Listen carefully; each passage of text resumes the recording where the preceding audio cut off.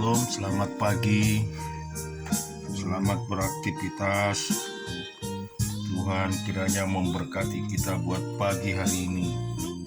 Kita mau renungkan firman Tuhan di dalam Lukas 22, terambil dari ayat 39. Lalu pergilah Yesus keluar kota dan sebagaimana biasanya ia menuju Bukit Zaitun. Murid-muridnya juga mengikuti dia. Setelah tiba di tempat itu, ia berkata kepada mereka, "Berdoalah supaya kamu jangan jatuh ke dalam pencobaan." Kemudian ia menjauhkan diri dari mereka kira-kira seperlempar batu jaraknya. Lalu ia berlutut dan berdoa katanya, "Ya Bapakku, jikalau Engkau mau, ambillah cawan ini daripadaku, tetapi bukan kehendakku, melainkan kehendak-Mu lah yang terjadi." Maka seorang malaikat dari langit menampakkan diri kepadanya untuk memberi kekuatan kepadanya. Ia sangat ketakutan dan makin bersungguh-sungguh berdoa. Peluhnya menjadi seperti titik-titik darah yang bertetesan di tanah. Lalu ia bangkit dari doanya dan kembali kepada murid-muridnya. Tetapi ia mendapati mereka sedang tidur karena duka cita. Katanya kepada mereka, "Mengapa kamu tidur? Bangunlah dan berdoalah, supaya kamu jangan jatuh ke dalam pencobaan." Waktu Yesus masih berbicara, datanglah serombongan orang, sedang murid-muridnya bernama Yudas. Seorang dari ke-12 murid itu berjalan di depan mereka. Yudas mendekat Yesus untuk menciumnya. Maka kata Yesus kepadanya, "Hai Yudas, engkau menyerahkan Anak Manusia dengan ciuman." Ketika mereka yang bersama-sama dengan Yesus melihat apa yang akan terjadi, berkatalah mereka, "Tuhan, mestikan kami menyerang mereka dengan pedang?" Dan seorang dari mereka menyerang hamba imam besar sehingga putus telinga kanannya. Tetapi Yesus berkata, "Sudahlah itu." Lalu ia menjamah telinga orang itu dan menyembuhkan.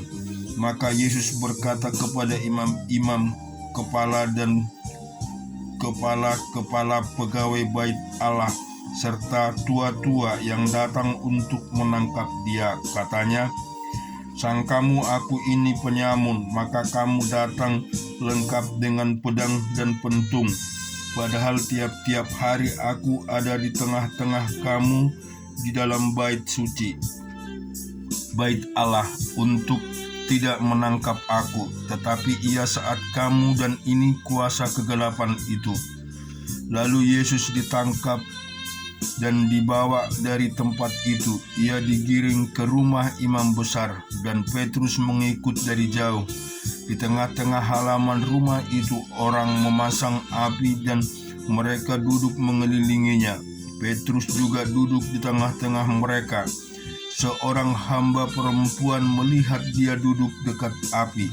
Ia mengamat-amatinya lalu berkata, "Juga orang ini bersama-sama dengan dia."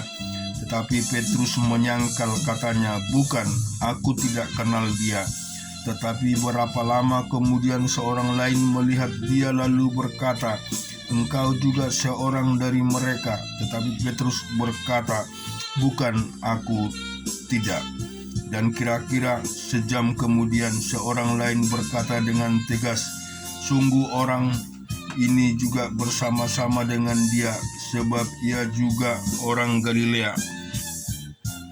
Tetapi Petrus berkata, "Bukan, aku tidak tahu apa yang engkau katakan." Seketika itu juga sementara itu berkokoklah ayam. Lalu berpalinglah Tuhan memandang Petrus. Maka teringatlah Petrus bahwa Tuhan telah berkata kepadanya, "Sebelum ayam berkokok pada hari ini, engkau telah 3 kali menyangkal aku. Lalu ia pergi keluar dan menangis dengan sedihnya. Dan orang-orang yang menahan Yesus mengolok-olok dia dan memukulinya. Mereka menutupi mukanya dan bertanya, "Cobalah katakan, siapakah yang memukul engkau?" Dan banyak lagi hujat yang diucapkan mereka kepadanya. Dan setelah hari siang berkumpullah sidang para tua-tua bangsa Yahudi dan imam-imam kepala dan ahli-ahli Taurat. Lalu mereka menghadap dia dan mahkamah agama mereka, katanya, "Jikalau engkau adalah Mesias, katakanlah kepada kami." Jawab Yesus, "Sekalipun aku mengatakan kepada kamu, namun kamu tidak akan percaya. Dan sekalipun aku bertanya sesuatu kepada kamu, namun kamu tidak akan menjawab. Mulai sekarang Anak Manusia sudah duduk di sebelah kanan Allah yang Maha Kuasa." Kata mereka semua, "Kalau begitu engkau ini Anak Allah." Jawab Yesus, "Kamu sendiri mengatakan akulah Anak Allah." Lalu kata mereka, "Untuk apa kita perlu kesaksian lagi? Kita ini telah mendengar dari mulutnya sendiri." Kita melihat di dalam Yosua 7, tetapi orang Israel berubah setia dengan mengambil barang-barang yang dikhususkan itu karena Akan bin Karmi bin Jabdi bin sesuatu dari barang-barang yang dikhususkan itu. Lalu bangkitlah murka Tuhan terhadap orang Israel. Yosua menyuruh orang dari Yeriko ke Ai yang letaknya dekat Betwen di sebelah timur Betel, dan berkata kepada mereka, "Demikian pergilah ke sana dan intailah negeri itu." Maka pergilah orang-orang itu ke sana dan mengintai kota Ai. Kemudian kembalilah mereka kepada Yosua dan berkata kepadanya, "Tidak usah seluruh bangsa itu pergi, biarlah hanya kira-kira 2 atau 3.000 orang pergi untuk menggempur Ai itu. Janganlah kau susahkan seluruh bangsa itu dengan berjalan ke sana, sebab orang-orang di sana sedikit saja." Maka berangkatlah kira-kira 3.000 orang dari bangsa itu ke sana, tetapi mereka melarikan diri di depan orang-orang Ai, sebab orang-orang Ai menewaskan kira-kira 36 orang dari mereka. Orang-orang Israel itu dikejar dari depan pintu gerbang kota itu sampai ke Sherim dan dipukul kalah di lereng. Lalu tawarlah hati bangsa itu amat sangat.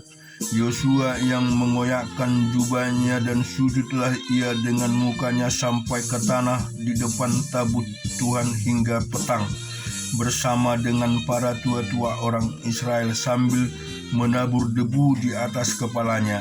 Dan berkatalah Yosua, "Ah Tuhanku Allah, mengapa engkau menyuruh bangsa ini menyeberangi sungai Yordan supaya kami diserahkan kepada orang Amori atau dibinasakan?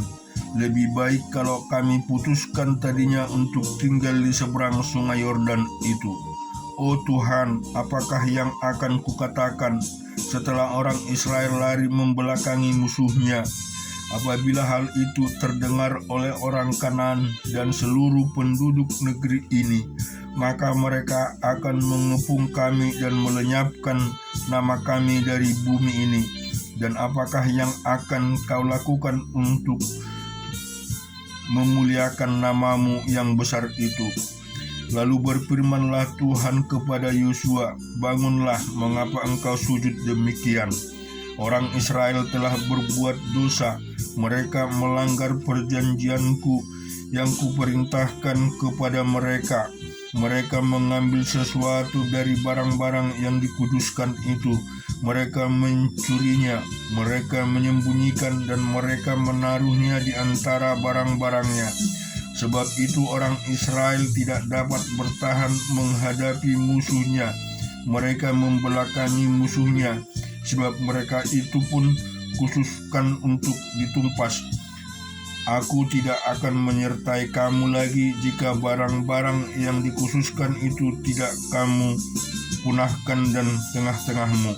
Bangunlah, kuduskanlah bangsa itu, dan katakanlah, kuduskanlah dirimu untuk esok hari, sebab demikianlah firman Tuhan Allah Israel.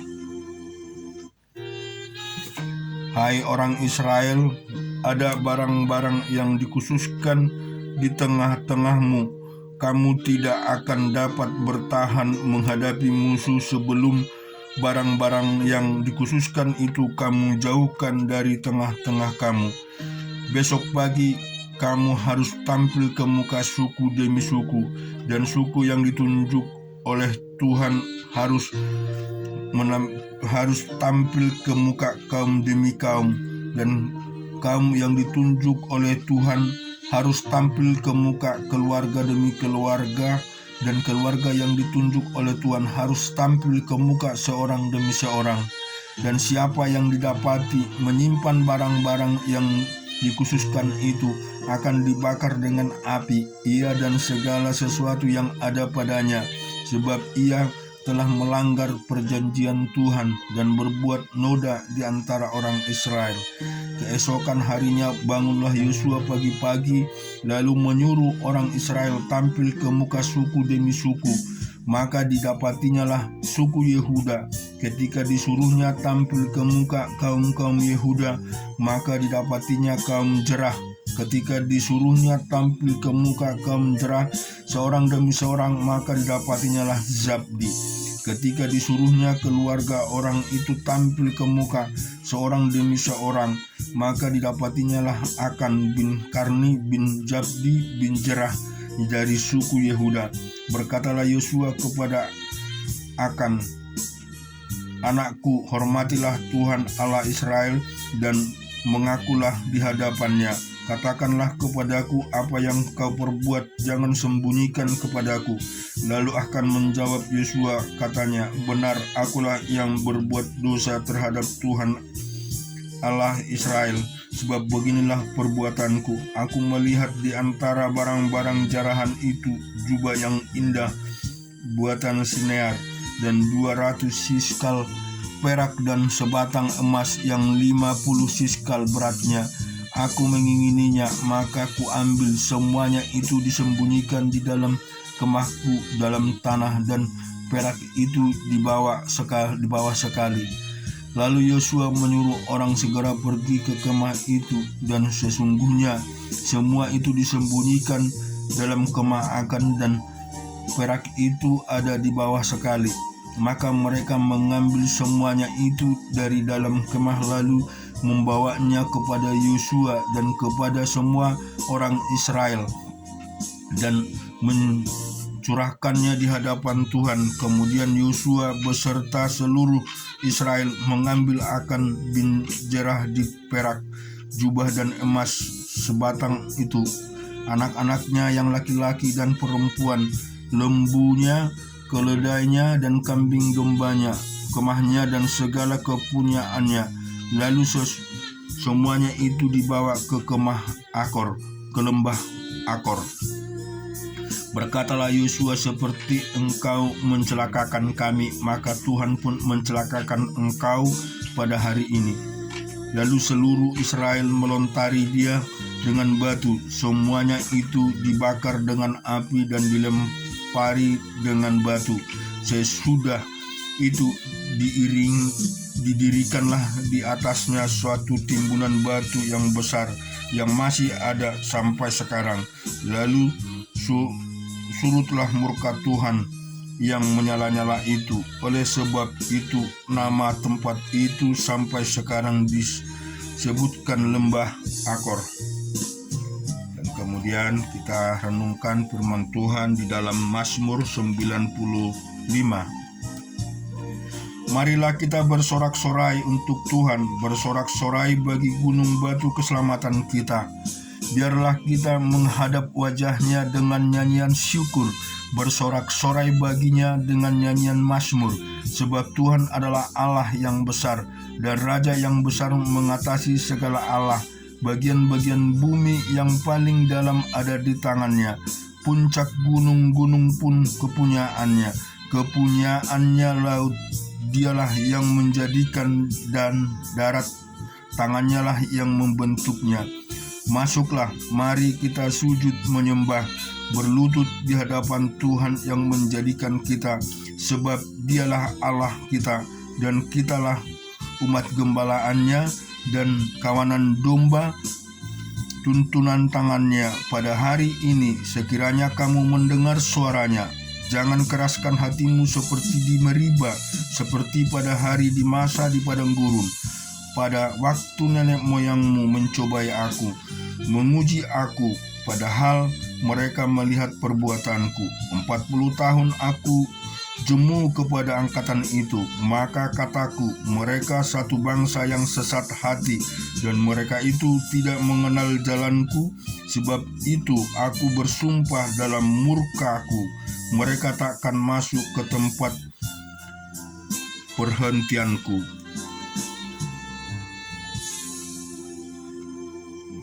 Syukur pada Tuhan. Kita juga akan baca di dalam Amsal 26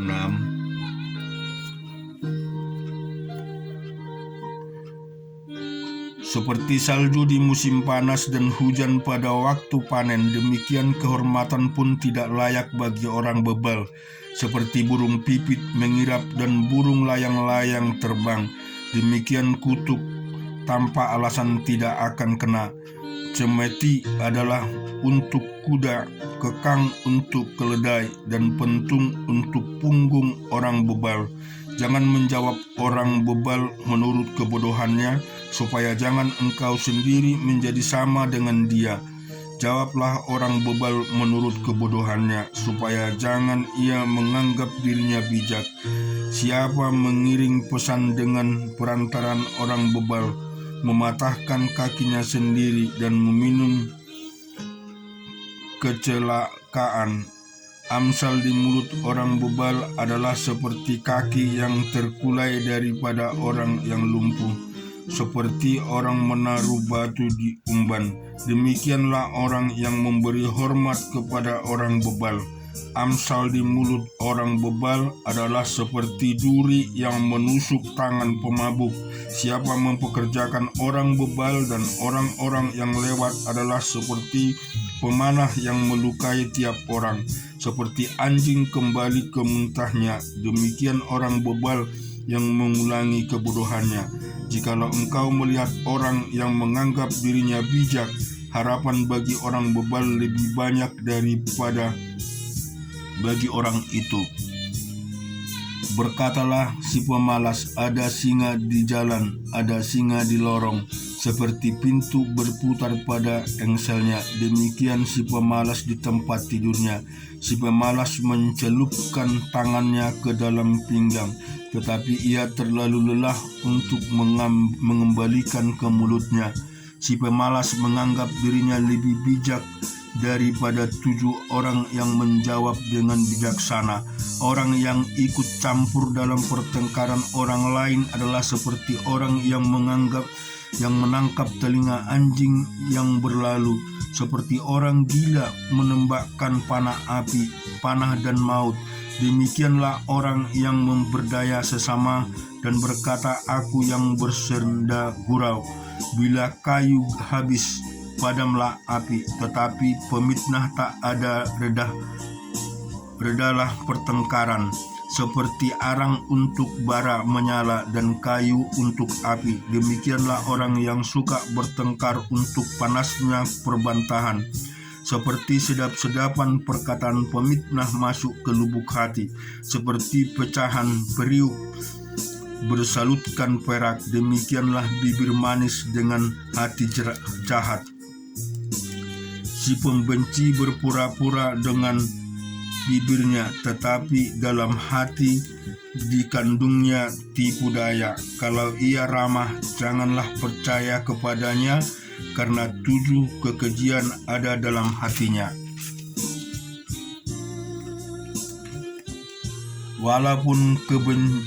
kebenciannya di seluruh tipu daya, kejahatannya akan nyata dalam sejamah. Siapa menggali lubang akan jatuh ke dalamnya, dan siapa menggelindingkan batu, batu itu akan kembali menimpa dia.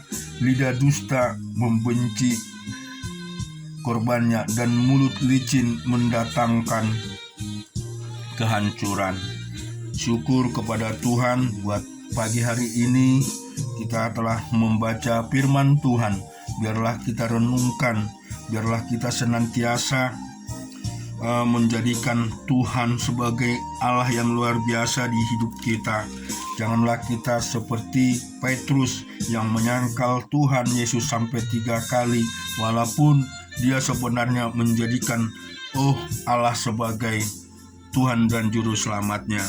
Oleh sebab itu, percayalah kepada Tuhan Yesus Kristus. Dialah penolong kita. Amin.